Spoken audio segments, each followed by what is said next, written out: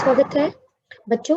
पिछली क्लास में हमने पाठ 13 के मौखिक और लिखित प्रश्नों का अभ्यास किया था। आज हम उसके आगे का अभ्यास कार्य करेंगे। तो चलिए करते हैं शुरुआत। प्रश्न संख्या 2। सही उत्तर पर हमें टिक लगाना है।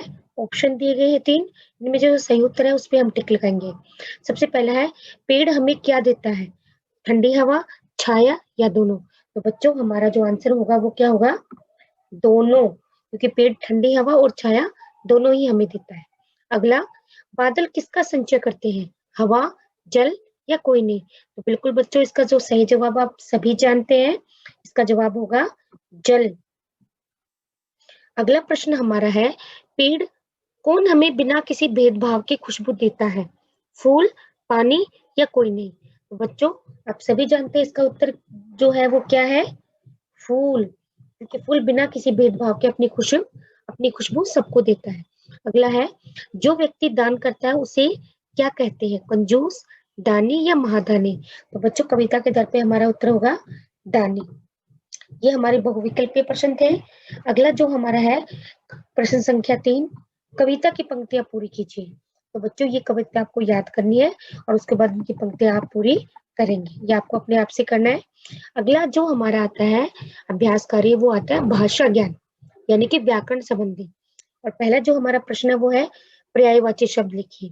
तो सबसे पहला जो हमारा शब्द है वो है पेड़। पेड़ के पर्यायवाची बहुत आसान है बच्चों, आप जानते भी हैं। विटप, वृक्ष, ठीक है। ऐसे ही संचय, संचय के पर्यायवाची शब्द होते हैं इकट्ठा या एकत्रित।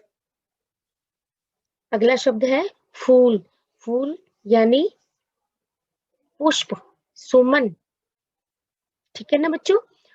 ठीक है, उसके बाद हमारा आता है जलाशय। जलाशय के पर्यायवाची होते हैं सरोवर, तालाब, सर, ये सभी जलाशय के पर्यायवाची है। अगला शब्द हमारा है जल। जल के पर्यायवाची है पानी, नीर। हवा, हवा के पर्यायवाची है वायु, समीर, पवन। खुशबू, खुशबू के पर्यायवाची शब्द है बच्चों सुगंध, महक। और हमारा आखिरी शब्द है बादल। तो बादल के पर्यायवाची है मेघ, जलधर, ठीक है। घन भी लिख सकते हैं आप।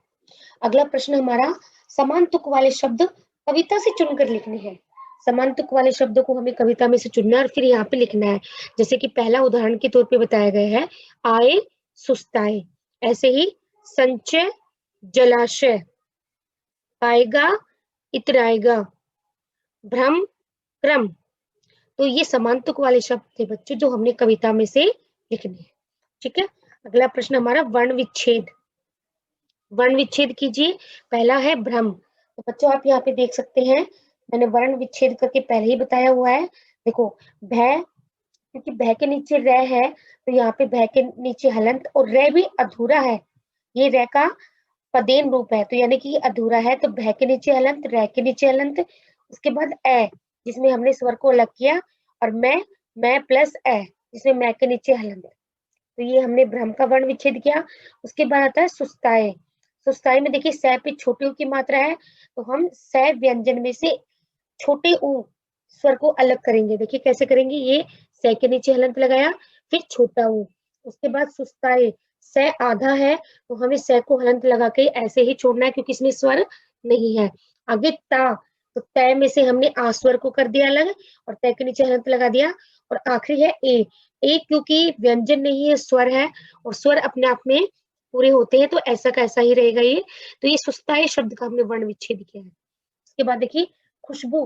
खुशबू देखो बच्चों, ख पे छोटू की मात्रा है तो ख के नीचे हलंत और हमने स्वर को अलग कर दिया जो कि छोटा हो है।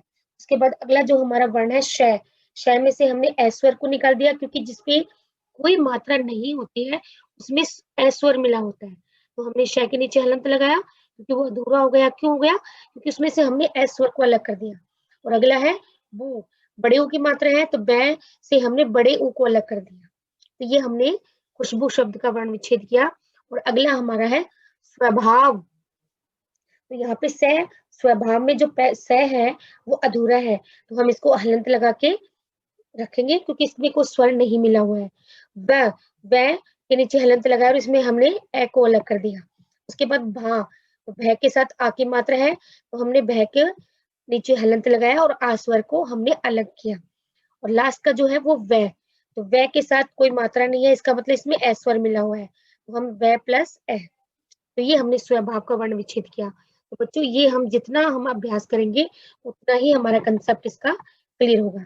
और हमारा आखिरी जो प्रश्न है वो है प्रश्न संख्या 4, शब्दों को सही क्रम में लगाकर सार्थक वाक्य बनाएं।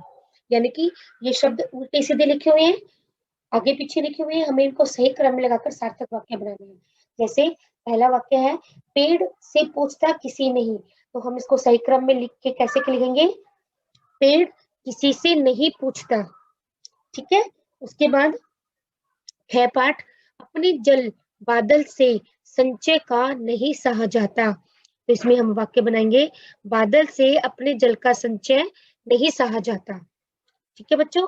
गय पाठ, बादल देता भर है नदियां नहर जलाशय, तो उसका शुद्ध वाक्य कैसे बनेगा, बादल नदियां नहर जलाशय भर देता है, ठीक है बच्चों। और आखिरी जो हमारा है वो है, भेदभाव दान करने में छोटी सोच वाले करते हैं, तो उसका शुद्ध वाक्य कैसे बनेगा कि छोटी सोच वाले दान करने में भेदभाव करते हैं। तो बच्चों ये हमारा अभ्यास कार्य था, जिसको हमने पढ़ा समझा, आप इनका अभ्यास करिए, जितना अभ्यास करेंगे उतना ही अच्छा हमारा लर्निंग वर्क होगा। अगली क्लास में फिर हम एक नए चैप्टर के साथ मिलेंगे, तब तक के लिए नमस्कार बच्चों।